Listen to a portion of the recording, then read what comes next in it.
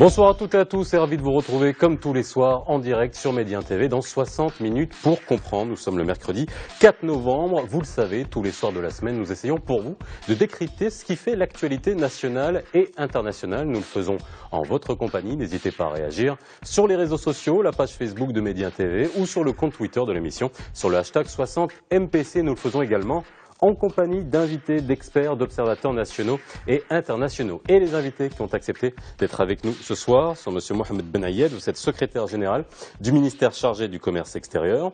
Bonsoir.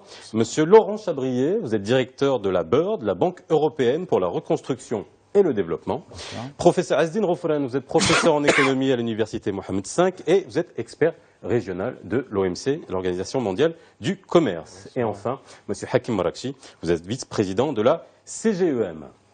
Il y a quelques heures à peine, et vous en venez pour certains d'entre vous, s'est achevé à Sreret le premier forum des affaires pour les pays du CEMED, le sud-est de la Méditerranée, organisé par la BERD, la CGEM et le ministère de l'économie et des finances. L'occasion pour nous de dresser un état des lieux sur le niveau des échanges commerciaux entre le Maroc et les pays de la région, les opportunités de développement et les moyens à mettre en œuvre pour augmenter les échanges aujourd'hui encore très faibles par rapport au potentiel que la région représente. Des décisions ont d'ailleurs été prises, des décisions concrètes, aujourd'hui même, dans ce sens. Quel avenir pour la coopération économique régionale? C'est le titre de l'émission de ce soir. En avril dernier, l'Organisation mondiale du commerce souffle ses 20 ans à Marrakech. Le choix de la ville n'est pas anodin. Le 15 avril 1995, la ville ocre accueillait 127 pays pour entériner l'accord général sur les tarifs douaniers et le commerce, plus connu sous les accords du GATT. L'événement qui a donné naissance au très influent gendarme du commerce mondial, OMC, a aussi ouvert la voie au Maroc pour se positionner dans la carte commerciale du monde. Depuis, le Royaume entame un processus de signature d'accords de libre-échange. Le 8 mai 2001, le Maroc, l'Égypte, la Tunisie et la Jordanie signent la déclaration d'Agadir. Son entrée en vigueur n'est effective que 6 ans après, avec comme objectif libéraliser le commerce entre ces pays à travers des zones de libre-échange établies dans les 4 pays signataires qui s'engagent du coup à harmoniser les législations en vigueur en matière de commerce extérieur, ce qui inclut une exonération totale pour tous les produits ainsi que l'élimination de toutes les mesures non tarifaires. Des mesures incitatives certes, mais qui peinent à porter leurs fruits. En effet, le volume d'échanges entre les 4 pays est atone, en témoignent les chiffres. En 2013, les échanges ne dépassent pas les 4,5 milliards de dirhams, soit à peine 2% du volume des échanges pour chaque pays. Pourtant, on tablait sur un potentiel de 234 milliards de dollars. Alors pourquoi sommes-nous si loin de l'objectif initial de l'accord d'Agadir? Il faut d'abord aborder la question d'un point de vue global, à savoir de la région MENA. Quand on sait que la région produit près de 4% du PIB mondial et qu'elle abrite plus de 5% de la population de la planète, on ne s'attend pas à ce que sa part d'échanges commerciaux avec le reste du monde ne dépasse pas 1,8%. Malgré la salve d'accords commerciaux, la région est à la traîne. Troubles politiques, barrières géopolitiques ou bureaucratiques, ou tout simplement a-t-on du mal à parler le même langage commercial?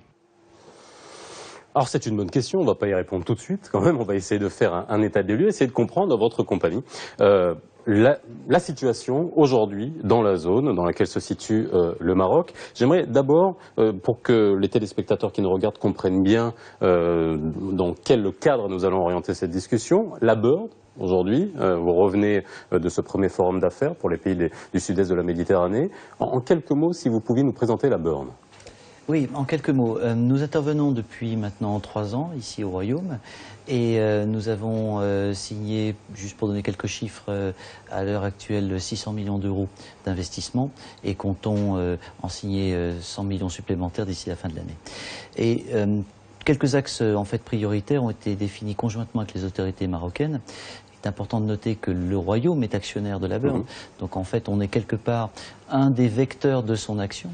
Et parmi ces directions stratégiques, on va retrouver cette idée de libérer le potentiel entrepreneurial, qui est en fait basé sur le constat qu'on peut faire beaucoup plus, beaucoup mieux avec le tissu qui existe déjà. Et je pense que ce sera les questions auxquelles nous répondrons tous aujourd'hui. Alors, vous avez bien entendu l'orientation de ce reportage pour qu'on puisse faire un état des lieux. On voit bien qu'aujourd'hui, le potentiel est bien en deçà de ce qu'on pourrait attendre en termes d'échanges sur cette zone.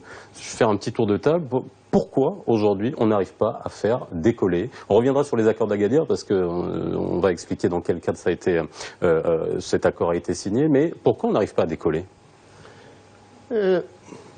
Pourquoi on n'arrive pas à décoller? Il faut prendre en considération les structures économiques des pays de la région MENA. Généralement, on a deux grands blocs. Il y a le bloc des pays producteurs de pétrole, qui sont dépendants de cette denrée et qui ont également des capitaux. Et il y a un autre groupe, qui est le groupe plus ou moins des pays non producteurs de pétrole et qui ont des structures économiques plus ou moins diversifiées, mais qui sont dans une situation beaucoup plus de concurrence que, donc, entre les deux blocs, il y a un fort potentiel de complémentarité. Entre le bloc des non-producteurs, il y a beaucoup plus de la concurrence, il y a des structures économiques similaires, alors que les accords de libre-échange, notamment l'accord d'Agadir, est censé encourager l'intégration. Donc il faut qu'il y ait un potentiel de complémentarité pour que ces échanges intra-région se développent, sachant que l'histoire et les relations économiques ont été tous tissés dès le départ vers le nord. Donc voilà un peu les difficultés, je dirais, structurelles qui ne permettent pas ce développement. Maintenant, les accords. Les accords, ils offrent un cadre qui permet la fluidité des échanges, qui permet de donner certains avantages, mais il faut qu'il y ait l'opportunité économique. Et là, il y a un débat qu'on peut dégager.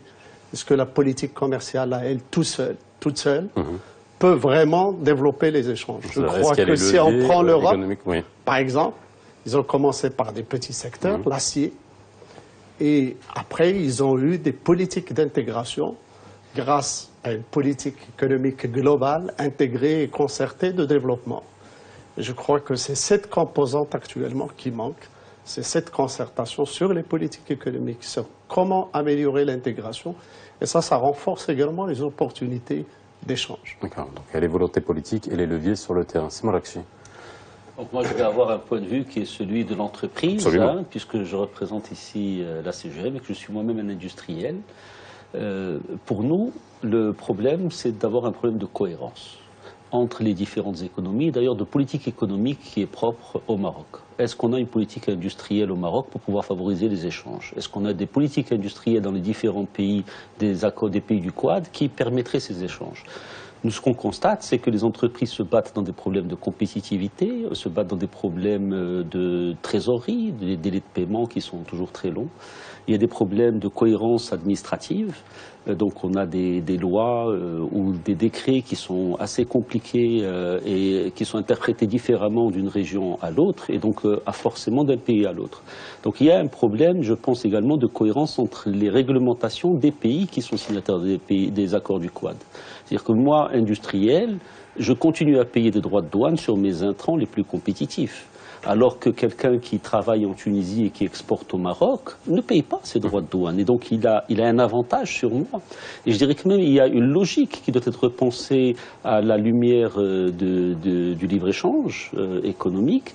C'est que normalement on devrait libérer précisément la croissance en taxant davantage les profits qui résultent du capital et de la consommation, et moins de celui qui résulte de la production et du travail.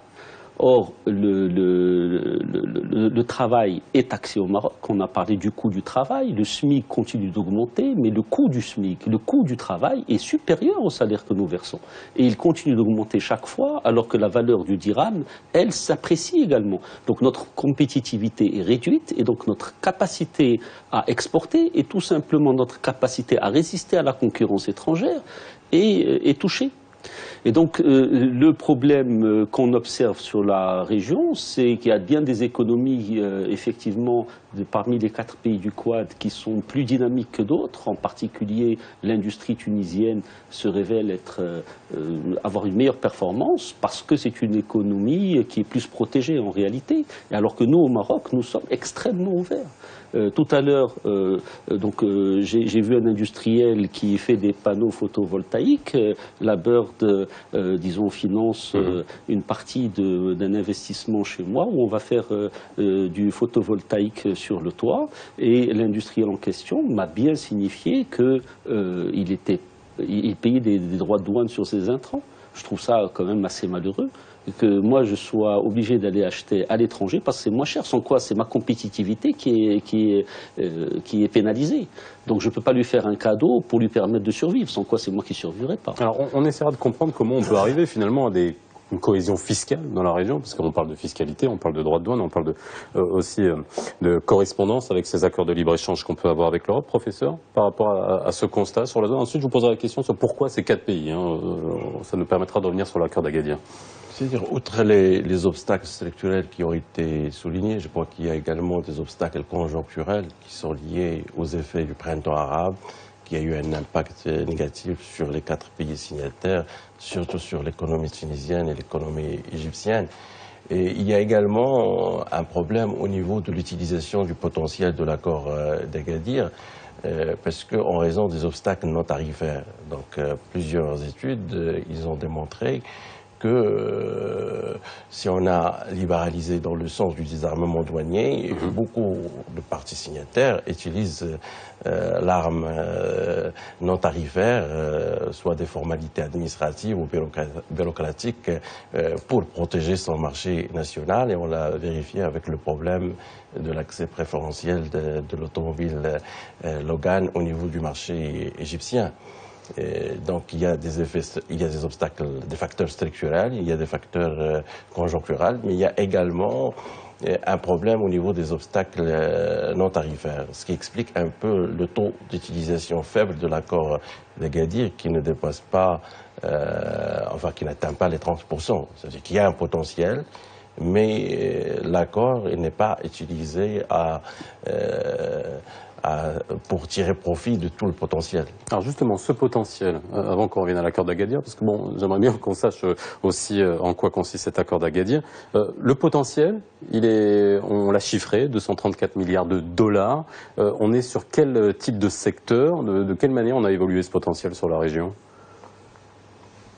Bon, on va dire le potentiel, il faut se référer également à l'essence de l'accord.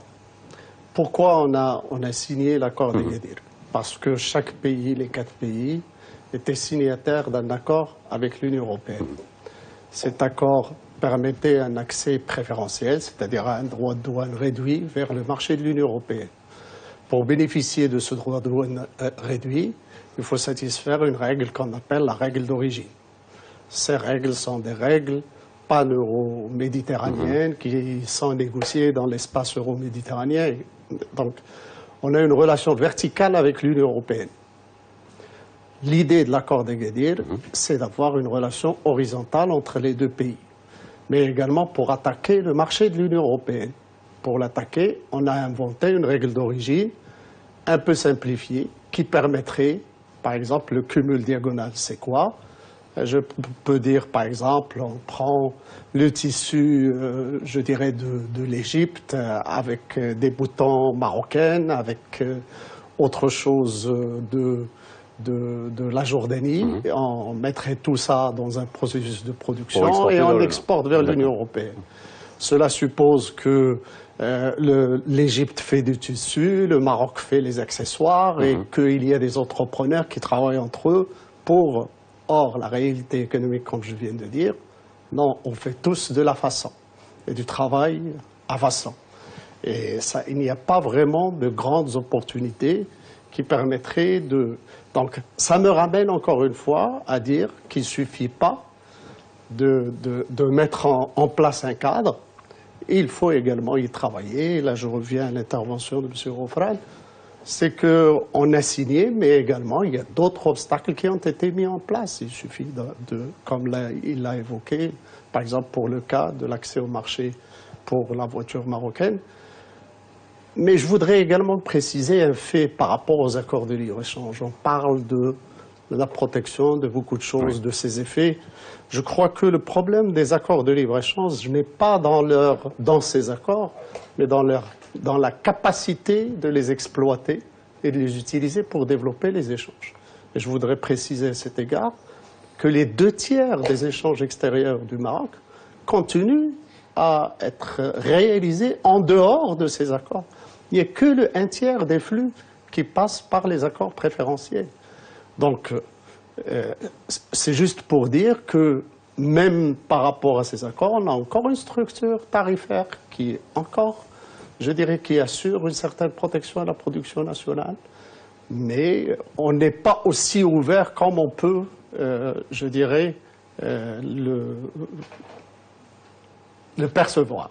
Donc, je vous vois réagir. Il est normal que je réagisse. Si on considère effectivement que nos partenaires les plus compétitifs, nos principaux partenaires, c'est l'Union européenne. Nos principaux concurrents, ce n'est pas l'Union européenne. Nous n'avons pas une économie qui est complémentaire avec celle de nos concurrents. Mais nous avons une intégration avec l'Union européenne, nous n'avons pas d'accord douanier avec l'Union européenne. C'est-à-dire nous n'avons pas d'accord, nous n'avons pas d'union douanière avec l'Union européenne. Et donc nous avons un système qui n'est pas tout à fait cohérent avec celui de notre principal partenaire. Du coup, nous importons, sans payer de droits de douane, des matières premières ou des demi-produits qui viennent d'Europe, qui ne sont pas les plus compétitifs. Les produits les plus compétitifs, ils viennent d'Asie. Mais quand on les importe au Maroc pour les consommer au Maroc, on paye des droits de douane. Ça permet à nos concurrents d'être plus compétitifs, et même nos concurrents qui font partie de l'accord du Quad.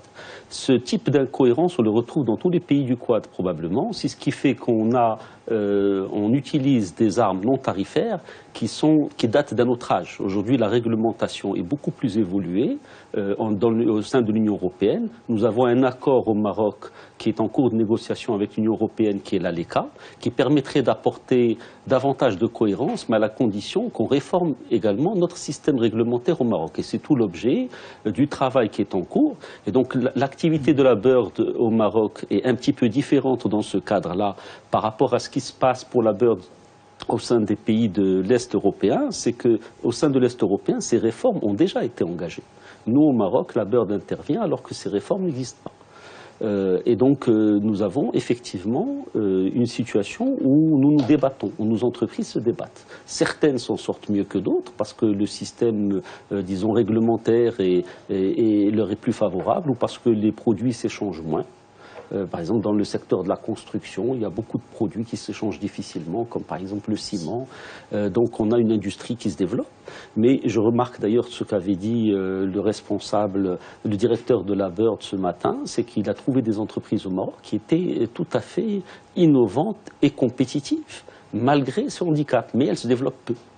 Et c'est le problème. Pour pouvoir nous développer davantage, il faut effectivement libérer ces énergies, c'est-à-dire introduire plus de cohérence dans notre système industriel au Maroc, et je pense que le problème va être à peu près similaire dans les pays comme la Tunisie, l'Égypte et la Jordanie, chacun ayant ses caractéristiques. Je pense que les Tunisiens ont une économie qui est beaucoup plus protégée, un marché intérieur qui est plus protégé, ce qui fait que les entreprises, disons, se trouvent extrêmement diversifiées, ce qui montre qu'ils n'ont pas un métier seul. Ce matin, dans le panel sur l'agro-industrie, il y avait un Marocain qui représentait la confiserie, c'était moi. Il y avait quelqu'un qui représentait l'aviculture, il y en avait un autre qui représentait le secteur oléagineux, et puis il y avait un Jordanien qui représentait les trois secteurs en même temps. C'est caractéristique. C'est que nous, vraiment, on a besoin d'être spécialistes pour réussir à survivre. Mais pour nous développer, on a besoin de plus que ça. Monsieur Chabrier, on n'a pas compris. Dans l'ADN, dans l'essence de l'action de la Bird, c'est vraiment, on l'a dit, libérer les énergies entrepreneuriales. Mais quand on entend tout ça, on voit bien que les barrières non tarifaires, que ce soit la bureaucratie, peuvent poser des problèmes. La complémentarité entre ces différents pays, à ce moment-là, comment on agit? C'est-à-dire, vous accordez, on va revenir à des montants qui ont été annoncés aujourd'hui dans le forum pour soutenir les petites entreprises, mais est-ce que ça suffit? C'est-à-dire, est-ce que le financement doit être accompagné justement de modifications structurelles?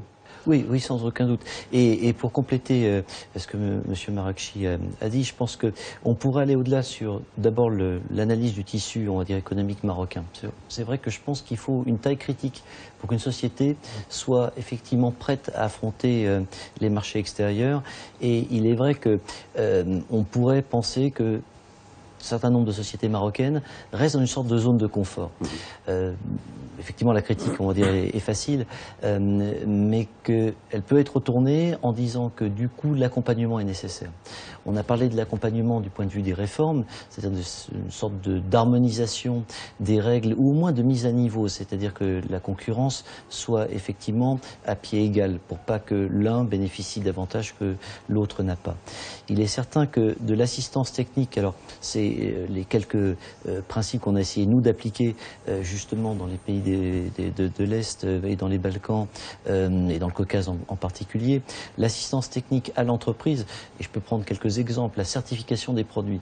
Exporter un produit, c'est aussi le rendre aux normes de client qui va exactement l'acheter.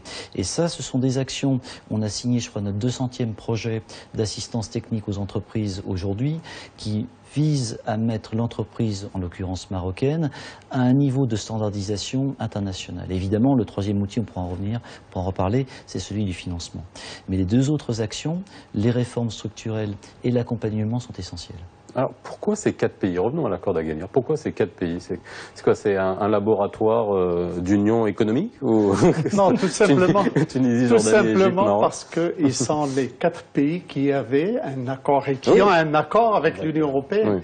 À vrai dire, l'idée, c'était de les mettre ensemble pour favoriser l'intégration régionale, moyennant une couche horizontale qui permettrait un peu à ces pays de travailler ensemble pour attaquer le marché d'un autre partenaire au nord qui est l'Union européenne. C'est ça un peu... Mais ce qui est très intéressant de noter, c'est que ce sont les 4 mêmes pays qui, en 2011, ont souhaité recevoir les supports de la BERD. Donc, est-ce un hasard? Peut-être pas.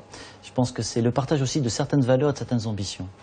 Ça, c'est vrai, mais je dirais également par rapport à la BERD, l'intégration, oui, ces accords, ils mettent en place, à vrai dire, les bases plus ou moins pour une intégration. Mais je crois que le niveau et les structures économiques qu'ils ont besoin, je dirais, des effets et d'incitation d'intégration, la BERD peut être justement un levier. Au lieu de continuer à travailler pays par pays et par silo, je crois qu'il faut mettre également une couche d'intégration, favorisant peut-être les joint ventures entre les opérateurs, en créant des occasions. J'insiste, l'Europe ne s'est pas faite uniquement par un accord. Il s'est fait par une volonté et des politiques de convergence. Et c'est ça ce qui nous manque dans la région. On n'a pas de politique. Je rejoins Marrakchi, effectivement, il faut de l'harmonisation dans les conditions d'accès au marché, dans les procédures, dans beaucoup de choses pour faciliter justement les opérations des entreprises. Cet effort ne se fait pas d'une manière convergente. Chacun le fait selon son rythme, selon ses capacités, selon ses contraintes également, parce que c'est pas seulement c'est également une dimension politique qu'il faudrait gérer avec ce qu'on a passé comme zone de turbulence. C'est pas évident également de le faire. Pour l'accord d'Agadir, comme ça a été rappelé, il a été conçu dans la perspective de la mise en place d'une zone de libre-échange euro-méditerranéenne. Donc c'est dans le prolongement de la déclaration et du processus de Barcelone. Et justement, comme il a été souligné tout à l'heure, c'est pour ça qu'on avait conçu des règles d'origine un peu spéciales par rapport à ce qui se fait dans le cadre des accords régionaux préférentiels basés sur le cumul diagonal. Et même on avait envisagé, et c'est toujours le cas, un soutien financier pour aller dans l'accompagnement de l'implémentation des dispositions de cet accord. Il y a une unité technique, son siège se trouve à Amman, qui a pour objectif d'aider les pays signataires à faire face à tous les obstacles qui entravent un peu ce processus d'intégration. Mais s'agissant des questions qui ont été abordées par rapport aux obstacles, je crois également qu'il y a un problème au niveau des pays signataires, c'est le degré de sophistication, de diversification de ces économies. Donc il y a également un problème qui explique un peu le déficit avec les partenaires dans le cadre des ALE. C'est le problème de la faible diversification et sophistication des économies de la région. Donc le problème de la faiblesse de la compétitivité de l'offre exportable. Alors, un facteur structurel. Ça s'est fait dans le cadre du processus de Barcelone. Ça traduit la volonté de l'Union européenne d'encourager la coopération sud-sud? Certainement. Je crois que dans la politique de voisinage de l'Europe, c'était l'un des objectifs, c'est-à-dire la zone euro-méditerranéenne. Parmi les objectifs, c'est qu'elle soit une zone de paix, de prospérité, de partage d'expériences, etc. Bon, ça sont des vœux pieux. Mais je dirais les accords de libre-échange, c'est les outils qui ont. Sauf que ces accords supposent qu'il y ait des structures économiques capables de les absorber, de les diriger, de les mieux utiliser. Or, ces structures sont qu'ils sont, ils sont à leur niveau de développement tel qu'il est et tel qu'on le sait. Et tout ça, je dirais, il faut une couche d'intégration, elle est nécessaire, une couche de convergence. Sinon, il faut dire que tous ces pays, abstraction faite des difficultés, je dirais, des échanges, etc., tous ces pays font face à un déficit commercial. Les 4 pays, ils vivent dans un déficit commercial structurel et chronique. Et vous savez que ce déficit, quelquefois, il peut impacter même les réformes économiques par ses effets indirects. Et ça devient une problématique quelquefois très sérieuse qui peut menacer même la stabilité macroéconomique. Quand vous avez un déficit commercial assez important, et ça impacte votre capacité de financement de l'économie et beaucoup de choses. Donc tout ça, généralement, on ne le prend pas dans les négociations commerciales parce que c'est le cadre macroéconomique, etc. Mais je crois que c'est l'une des pistes qu'il faudrait prendre en compte. Il ne suffit pas de signer, mais il faut situer les accords dans leur contexte et essayer de prendre ce contexte en considération. Alors, on voit bien aujourd'hui qu'il y a les politiques, avec beaucoup d'ambitions qui peuvent être formulées, on va dire, pour n'importe quelle économie, on est bien d'accord, et par n'importe quelle union. Il y a des freins qu'on a bien compris, des obstacles qu'on a bien compris, le côté très concret que nous a expliqué Simar Akchi au niveau des entreprises. Mais alors, d'un point de vue conceptuel, comment on va arriver? En fait, il faudrait arriver à harmoniser non seulement les politiques économiques dans chacun de ces pays, avec des structures économiques qui sont complètement différentes, avec des secteurs d'activité qui sont complètement différents. Comment on va arriver à orienter chaque politique économique de développer tel ou tel secteur dans tel ou tel pays? C'est possible d'abord? Oui, je pense que, disons que le patronat au Maroc a un discours et qu'il a commencé à être entendu, notamment dans le cadre de négociations avec l'ALECA. Aujourd'hui, nous sommes partenaires avec vous, pas avec l'Union européenne, mais avec vous dans ce dialogue. La CGM est membre de Business Europe. Et donc, nous avons un strapontin qui nous permet de faire davantage de veille et d'intelligence économique. Et on a besoin d'exploiter cela davantage. Et je dois dire que trop souvent, les négociations sont des négociations qui, au fond, sont des négociations commerciales. C'est-à-dire que dans le cadre de l'ALECA, la première approche qui nous avait été proposée, c'était une approche où, finalement, nos partenaires européens voyaient dans le Maroc, disons, un marché d'extension pour leur entreprise, et non pas un partenaire de développement.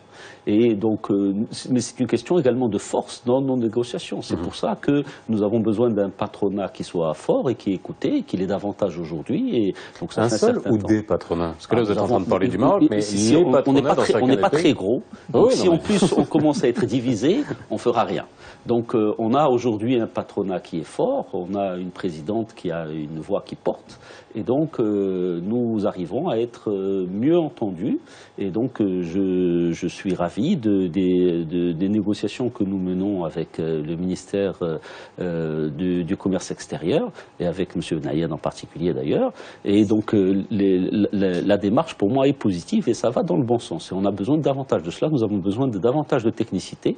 Même si on a besoin d'un patronat qui est fort, nous avons besoin d'être davantage équipés techniquement pour mieux comprendre les outils qui nous sont proposés et mieux négocier.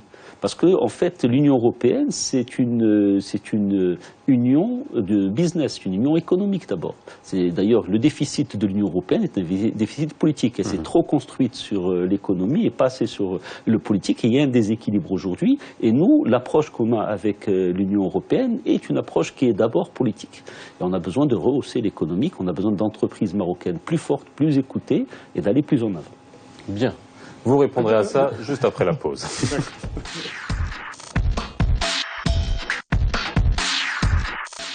Bien, il nous reste 28 minutes à peu près pour continuer à parler de ce sujet qui est extrêmement intéressant. On a des questions sur Facebook qui sont aussi assez techniques. On essaiera de revenir aussi sur l'impact que ça peut avoir finalement sur les petites entreprises marocaines. Et puis je pense que ça intéressera aussi Sima Rakchi et tous les téléspectateurs qui nous regardent. Je vais vous donner la parole parce que vous avez envie de répondre à Sima Rakchi avant la pause. Non, pas répondre à Sima Rakchi, juste pour donner quelques informations. Moi, je m'inscris d'ailleurs dans son point de vue qui dit qu'il faut qu'on sorte de la logique de la négociation commerciale pure. Je crois qu'on fait beaucoup plus face à des problématiques de développement dans les pays du Sud. Je crois qu'il faudrait prendre cette dimension dans toute négociation.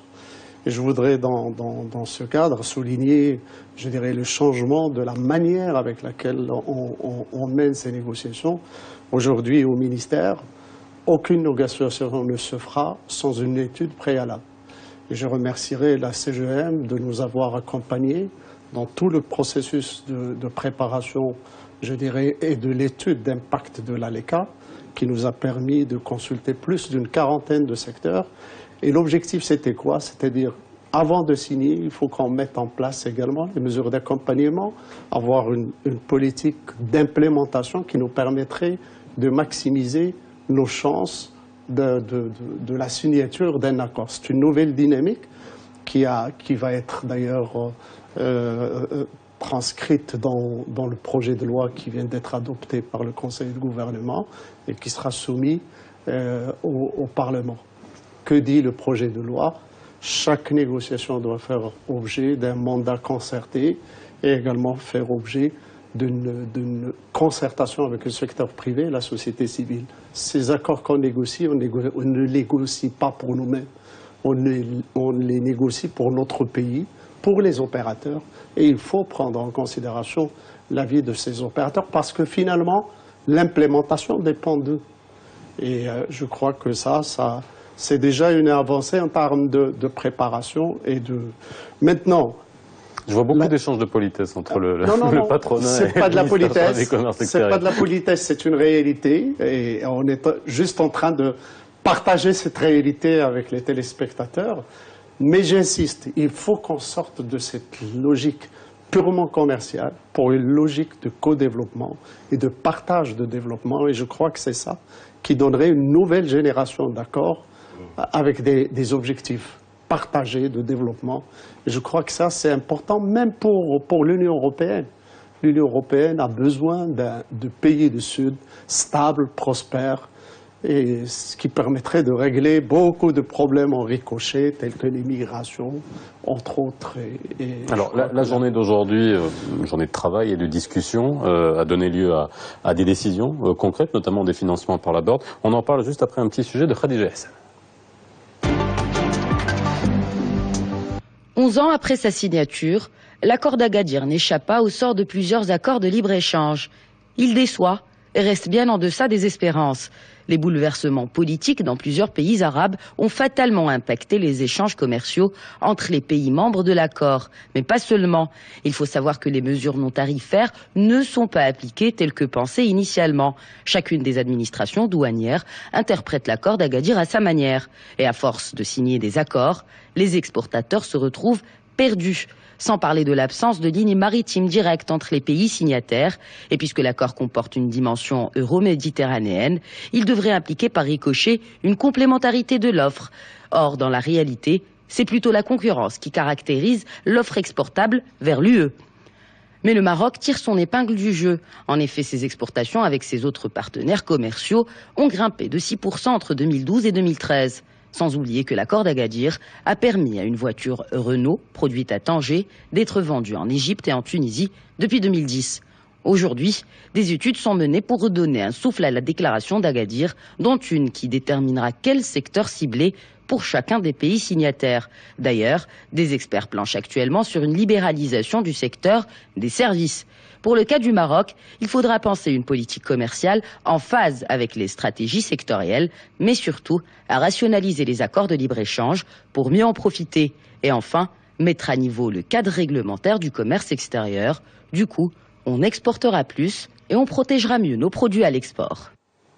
Alors, on a entendu dans ce reportage quelques pistes. Aujourd'hui, est-ce qu'on est sur ces pistes-là pour améliorer finalement ces échanges? On voit bien que, est-ce que le Maroc tire bien son épingle du jeu? Est-ce qu'il peut représenter la locomotive finalement de ces 4 pays et de la zone MENA en général?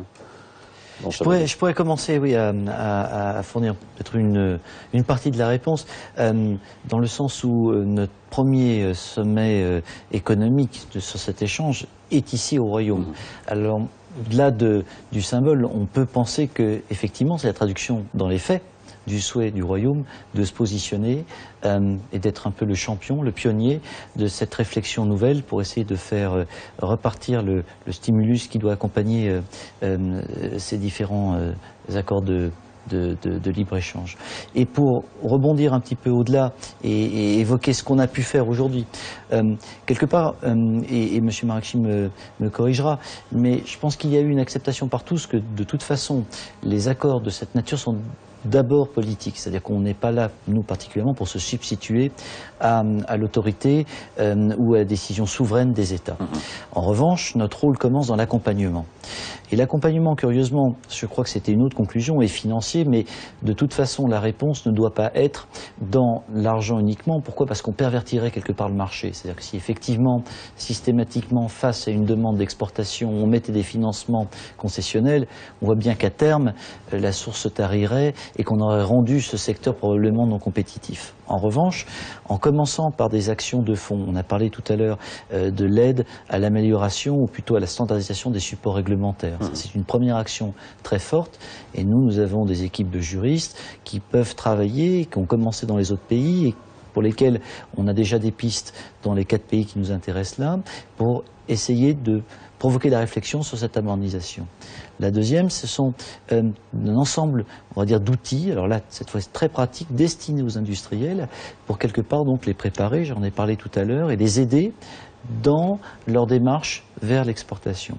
Avec parfois des produits financiers préstructurés, on a un programme qui s'appelle le Trade Facilitation Program et qui vise en fait à aider un exportateur à sécuriser son paiement pour des produits qu'il exportera du Royaume, par exemple, vers la Jordanie. Et on assure ainsi que le paiement soit fait dans les temps. Et pour ces actions, on va par exemple ouvrir un bureau à Tanger, et ça se fera à l'horizon de l'année prochaine. Donc on peut déjà parler, d'un rôle de leader d'ores et déjà exercé par le Royaume, et de certaines mesures très très pratiques, en plus du financement sur lesquelles on va essayer de travailler.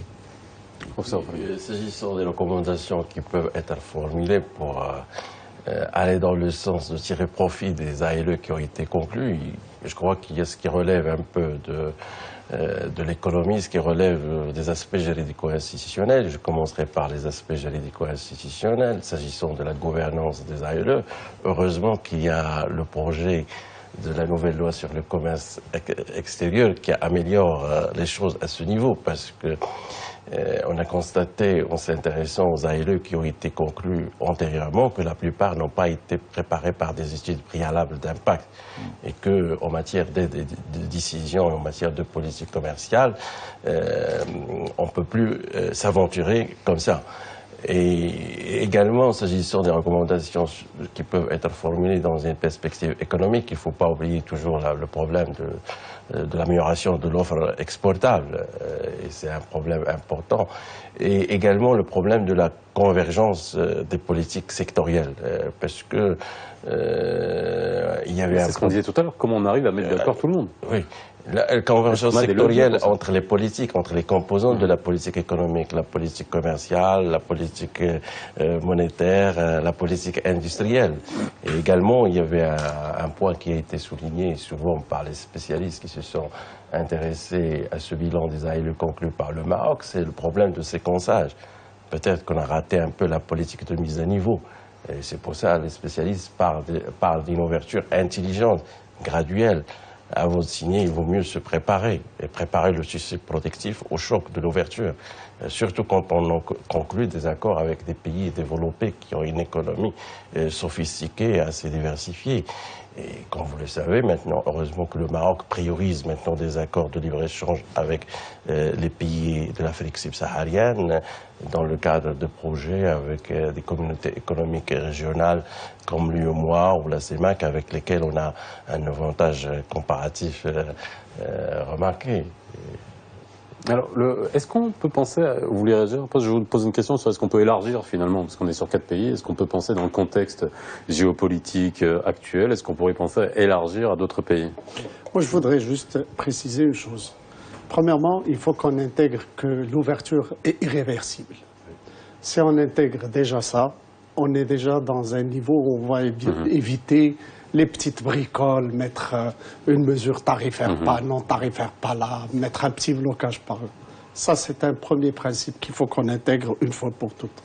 Deuxièmement, il faut qu'on intègre le droit au développement.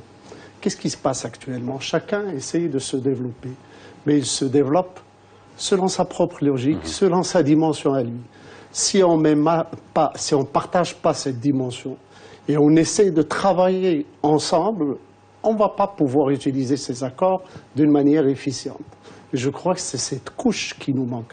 D'ailleurs, je rejoins M. Ronfran, ça nous manque quelquefois, même en interne. Il faut mettre un peu de cohérence, même dans nos politiques de développement sectoriel, pour voir un peu qu'est-ce qu'il faudrait faire, etc. Donc, et ça, je crois, c'est des principes qu'il faudrait qu'on intègre pour qu'on attaque les vrais problèmes. Et les vrais problèmes, qu'est-ce qui se passe actuellement? C'est les structures économiques qui sont différentes. Si on prend, et ça rejoint votre idée d'élargir, si on prend les pays du Golfe, par exemple, même, ils ont les moyens et ils ont le besoin, dans le cadre de politique de développement, de diversifier leur économie. C'est légitime, mais cette diversification, il se fait à coup de zones industrielles quasi gratuites, d'un impôt pratiquement qui n'existe pas. Ah bah, on peut pas se battre avec leur fiscalité. C'est ça. Du coup, ça crée des conditions de compétitivité complètement différentes. Une entreprise marocaine, citoyenne, qui paie ses impôts, qui déclare ses ouvriers, etc., il se trouve avec des charges, elle ne pourra pas concurrencer avec une autre. Donc il y a un problème, toujours ce problème de cohérence. Maintenant, élargir, c'est une nécessité. Parce que justement, le contexte géopolitique exige qu'on trouve une solution au problème de développement. Il faut créer de l'emploi, c'est ça qui va créer de la stabilité, qui va nous permettre de sortir de cette zone de turbulence que vit la région. C'est Marrakech. Moi, je pense, j'abonde en partie à ce que vous dites, mais en partie seulement. Parce que pour moi, un Marocain n'a aucune tare. Si un produit est compétitif à être fabriqué aux Émirats Arabes Unis ou en Chine, il peut être compétitif au Maroc, il faut que les conditions le permettent. Et aujourd'hui, comme on est dans une économie qui est ouverte, dans une économie globale qui est mondialisée, nous devons prendre les mesures pour rendre compétitif ce qui n'est pas aujourd'hui à cause des systèmes de taxation ou de systèmes réglementaires qui n'est pas cohérent. C'est une obligation, c'est-à-dire si on ne réussit pas cela, le Maroc sera un leader parce qu'il aura tout simplement ouvert son économie. Aujourd'hui, nos échanges avec les partenaires du Quad est quasiment déficitaire avec tous les pays, sauf je crois avec la Jordanie. Nos échanges avec l'Afrique subsaharienne sont relativement faibles. Nous avons pourtant des entrepreneurs remarquables. La preuve, c'est que nos banques, au niveau des télécoms, au niveau de l'hôtellerie, au niveau de l'assurance, nous avons des investissements majeurs qui se font dans ces pays. Mais pourquoi est-ce qu'on n'arrive pas à produire ici? Moi, je constate que, par exemple, le SMIC au Maroc est relativement élevé, mais le coût du SMIC, il est beaucoup plus élevé. Parce que sur un salaire de 2800 dirhams, qui est à peu près le SMIC, on ajoute quand même 800 dirhams en charges patronales, et que ces charges patronales continuent à augmenter. Sur le coût de l'énergie, quelle est la partie de taxation? Aujourd'hui, si on parle d'économie ouverte, je dis quand je produis, je consomme une énergie et je paye une taxe.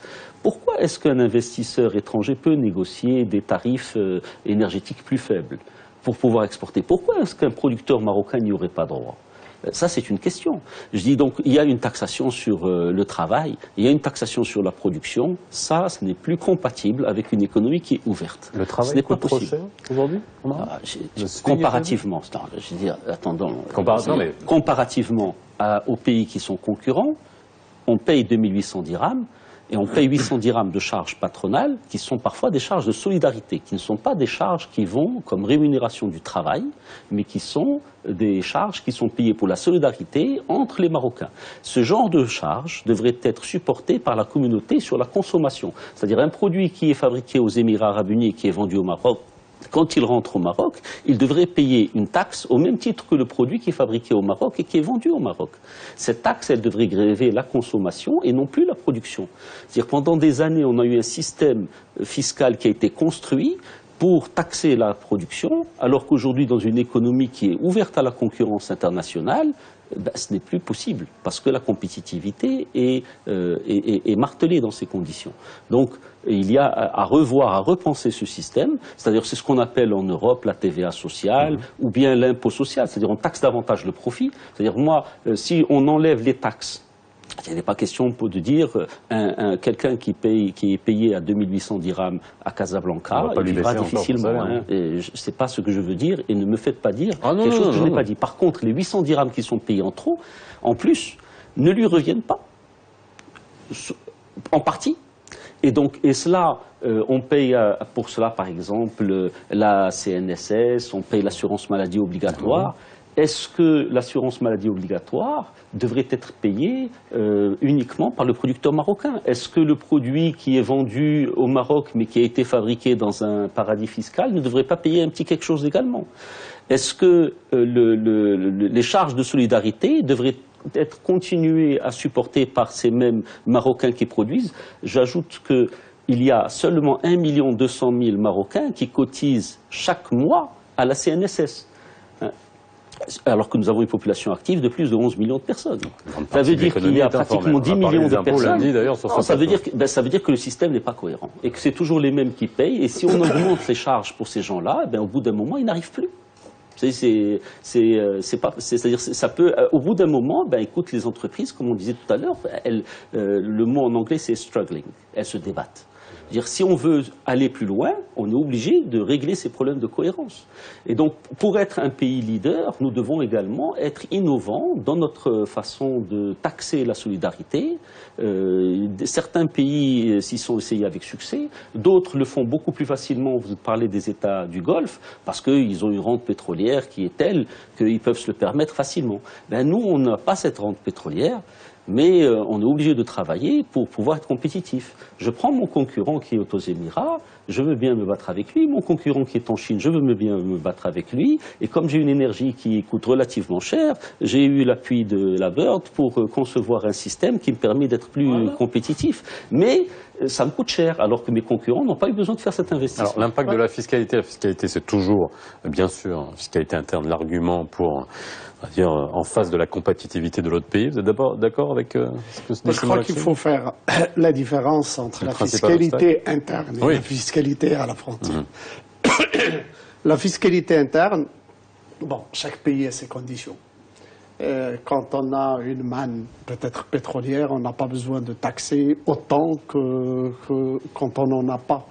Et quand on n'en a pas, on a besoin également d'améliorer les conditions de production. Et parmi les conditions, c'est l'infrastructure. Et l'infrastructure, il suffit de voir ces 10 dernières années combien ça a coûté. Il faut des ressources pour ça, parce que ça fait partie des conditions de compétitivité. On ne peut pas produire sans des infrastructures, sans un port à Tanger, sans d'autres à Kénitra pour inviter d'autres investisseurs, etc. Donc, mais le problème dans tout ça, c'est que tant qu'il n'y a pas de discussion pour un peu faire converger tout ça selon les conditions de développement des pays, on va être toujours dans ces disparités. Et on ne sera pas sur un marché avec des armes, je dirais, égales. Et ça, c'est le premier niveau. On peut toujours réformer le système fiscal, d'ailleurs, il fera toujours objet de discussions en continu, c'est tout à fait normal. Ça se dit pas en passant, ça. Hein. Maintenant, j'imagine que la fiscalité, c'est toujours un problème qui est avancé par le Padrona et pour la fiscalité sur la compétitivité. Il faut dire qu'on a commencé, par exemple, une réforme tarifaire en 2012, on l'a mis en œuvre. Il faut continuer parce que, tout simplement, je le dis et je le redis, l'ouverture est irréversible. Plus on est ouvert, plus on peut s'approvisionner. Plus on peut s'approvisionner en termes compétitifs, et ça nous permettrait d'améliorer notre compétitivité, je crois. Monsieur Benayed, au niveau du secteur textile, nous avons perdu des dizaines de milliers d'emplois, et je connais des industriels dans la confection qui ne sont plus capables de payer les charges de CNSS, et qui pourtant vivraient sinon. Écoutez, c'est des dizaines de milliers d'emplois. Il y avait des centaines de milliers d'emplois dans le secteur textile. Ils ont quasiment disparu aujourd'hui. Je trouve ça dommage, parce qu'on les a perdus bêtement. Et tout ça, il ne manque pas grand-chose. Je connais des gens qui sont sur le point de fermer, qui se débattent pour pouvoir continuer à payer la CNSS, ou qui basculent tout simplement dans l'informel. Et ça, c'est des petits métiers, mais qui emploient beaucoup de gens. Et l'emploi, il y a un marché du travail, malheureusement, et le marché aujourd'hui est mondial. Ce n'est plus un marché qui est simplement marocain. On doit avoir des règles cohérentes avec le marché mondial. Il y a des gens qui arrivent à se débrouiller parce qu'ils font des produits où ils ont des valeurs ajoutées qui sont importantes, mais il y a des gens, il y a beaucoup de métiers qui se développent avec des petites valeurs ajoutées, et il est bête. Enfin, excusez-moi pour le terme, il est dommage de perdre ces gens-là, de perdre ces emplois. Alors, parce que je préfère quelqu'un qui fait un petit travail. On est en train de parler de chez nous, là. Essayons de reconnecter à la discussion qu'on avait tout à l'heure. C'est-à-dire ça, ce sont des débats qu'on pourrait avoir dans les pays avec lesquels on est connecté. On va avoir Tunisie, en Jordanie. Ils les ont également, eux aussi. Ils les ont en même temps. C'est-à-dire, est-ce que ces débats-là, c'est la question que j'ai posée tout à l'heure quand je dis des patronats, est-ce qu'aujourd'hui, il y a des connexions qui permettent de harmoniser, excusez-moi, je ne sais pas si on peut le dire comme ça, les revendications en essayant d'avoir les mêmes, au mieux essayer d'harmoniser toutes ces réglementations, qu'elles soient fiscales ou autres. Mais à mon avis, s'il y a une intégration profonde, on peut aller dans ce sens. Mais tant qu'on est au niveau d'une intégration superficielle, seulement commerciale, on ne va pas dans le sens de l'harmonisation et de la convergence. Et je crois que le Maroc, maintenant, ce qu'il essaye de faire dans le cadre de l'ALICA avec les Européens, c'est de contourner les obstacles tarifaires avec la convergence réglementaire. C'est ça qui permettrait une intégration plus profonde dans le marché européen. On est toujours bien préparé. Il y a également toujours la question sur cette mise à niveau économique et juridico-institutionnelle. Moi, c'est seulement par rapport à l'actualité de l'intégration de la région, il y a un problème au niveau de l'intégration maghrébine. Et surtout qu'on a commencé à négocier l'instauration d'une zone de libre-échange continentale. Et c'est au niveau de notre région qu'on est en retard, malgré que toutes les études empiriques qui ont été menées, ils ont montré un potentiel extraordinaire pour les économies des pays du Maghreb. Et en raison de l'absence d'intégration au niveau du Maghreb, l'UMA, elle est mal outillée pour négocier avec les autres communautés économiques régionales en vue d'aller dans le sens de l'instauration d'une zone de libre-échange continentale qui profiterait au Maroc davantage que... Alors, il nous reste quelques minutes, Laurent Chabrier, par rapport au forum qui a eu lieu aujourd'hui. Il y a des décisions qui ont été prises, des lignes de financement qui ont été prises. Alors, une première décision, c'est la création d'un centre d'affaires arabe ici au Maroc. Ça fait partie de ces mesures qui sont importantes? Oui, parce que je vais rebondir sur un point, et c'est vrai que j'ai beaucoup de respect et pour les entrepreneurs et pour les responsables de la politique, on va dire fiscale ou tous les aspects juridiques, car effectivement ils ont d'autres enjeux et d'autres débats. Et l'ironie veut, et vous excuserez, c'est peut-être un peu utopique ou plein d'optimisme, mais la façon dont ces échanges sont vus, c'est effectivement essayer de placer le débat tout en reconnaissant que le débat qu'on a justement vu tout à l'heure est essentiel aussi, mais sur la vertu des échanges. C'est-à-dire qu'effectivement, il n'y a pas de gagnant et de perdant, parce que s'il y a un gagnant et un perdant, de toute façon, on sait que ça n'ira nulle part. Donc, effectivement, c'est les échanges dans un but de favoriser quoi? En fait, l'émergence par le haut. C'est-à-dire qu'effectivement, essayer d'identifier les points dans chaque pays ou dans chaque industrie qui peuvent permettre de monter, par exemple, en qualité, de monter en gamme, d'effectivement avoir des consommateurs qui trouvent la réponse à leurs attentes. Et pour que le volume dont on parle ne soit pas en fait un pays qui a gagné la part du lion au détriment des autres, mais que ce soit l'ensemble des deux pays, quand on fait le sigma, c'est parce qu'ils échangent plus. Et donc je pense que l'idée des réformes, ou plutôt des projets qu'on a pu évoquer aujourd'hui, et à nouveau sans préjudice pour les autres discussions qui doivent avoir lieu dans chaque pays, c'est vraiment dire, bon maintenant, en complément de ces discussions-là, quelles sont les mesures qu'on peut favoriser pour qu'on soit dans un esprit de libre-échange gagnant-gagnant, pour pas qu'il y en ait un qui est gagné sur l'autre, et pour que chaque pays identifie les endroits où, en montant en qualité, en s'améliorant, il puisse exporter plus pour exporter mieux, et dans les deux sens. Et ce sont ces mesures. Il faudrait juste préciser que dans le monde actuellement, on est en train de négocier une nouvelle génération des accords qui englobe non seulement la partie commerciale, mais également la partie réglementaire et la partie, je dirais, business. Et comment, je dirais, le climat des affaires qui est également intégré dans la négociation. C'est une nouvelle génération et on va être amené au niveau de notre région également à attaquer ce genre de négociation. Et je crois qu'il faut saisir cette occasion pour introduire une dose de cohérence. Et surtout, je dirais, cette notion de co-développement, comme l'a dit notre invité, c'est que cette notion de co-développement est trouver des terrains où on peut vraiment sortir de la logique commerciale pure et dure à une logique de co-développement, que chacun trouve son compte dans ces accords. Je crois que c'est une chose importante. Maintenant, la dynamique compétitive, elle n'est pas stable. Hier, il y avait des modes de fonctionnement de certains marchés, comme le marché textile. Il y avait la proximité. On était maintenant avec l'accélération des modes de transport, etc. On fabrique maintenant en Éthiopie, en Bangladesh, avec des coûts qui sont divisés par 3-4 fois pour un salaire normal marocain déclaré. Mais il faut voir par exemple ce qui s'est passé en Chine. À un certain moment, elle est devenue l'usine du monde. Et du coup, il y a eu une augmentation de salaire. Et la dynamique est en train d'être... Et en plus, elle se trouve avec un excédent commercial qui l'embête actuellement. Parce qu'il est connecté avec le dollar, qui bouge, etc. Tout un autre problème. Donc qu'est-ce que vous êtes en train de me dire? Plus de croissance à tout prix? Là, vous êtes partisan de la décroissance? Non, mais pas du tout. Non, je dirais, de toute façon, nous avons des règles, nous suivons les règles, nous sommes des entreprises citoyennes, donc nous payons nos taxes et nous battons dans ce contexte. Certaines de nos entreprises, malgré un environnement qui est donc difficile, exportent. et réussissent à exporter. Bon, je souhaite qu'il y en ait davantage et je plaide seulement pour qu'il puisse y en avoir davantage, pour qu'on puisse libérer effectivement l'investissement, introduire graduellement davantage de cohérence, que ce soit sur le plan réglementaire ou fiscal. Pour moi, reste une nécessité.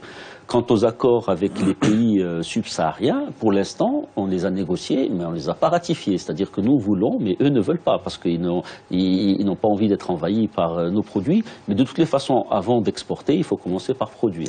Et donc libérer l'investissement. Alors très rapidement, et ça sera le Très dernier mot. rapidement, pour l'Afrique, le Maroc propose déjà je dirais une approche du co-développement. On ne veut pas négocier avec l'Afrique des accords commerciaux purs, ce n'est pas dans nos intentions. On veut du co-développement, on veut de partage d'expériences et surtout des projets qui permettraient à tout le monde de trouver son compte. On ne veut pas envahir l'Afrique. Ce n'est pas dans nos intentions. Au contraire, c'est dans notre intérêt. C'est dans notre intérêt qu'il y ait de la stabilité, qu'il y ait de la croissance dans tous les pays africains. Et ça sera le mot de la fin. Merci messieurs d'avoir été avec nous pendant 60 minutes pour mieux comprendre la situation. Excellente soirée sur Médien TV. La rediffusion ce soir est à 22h50. On se retrouve demain.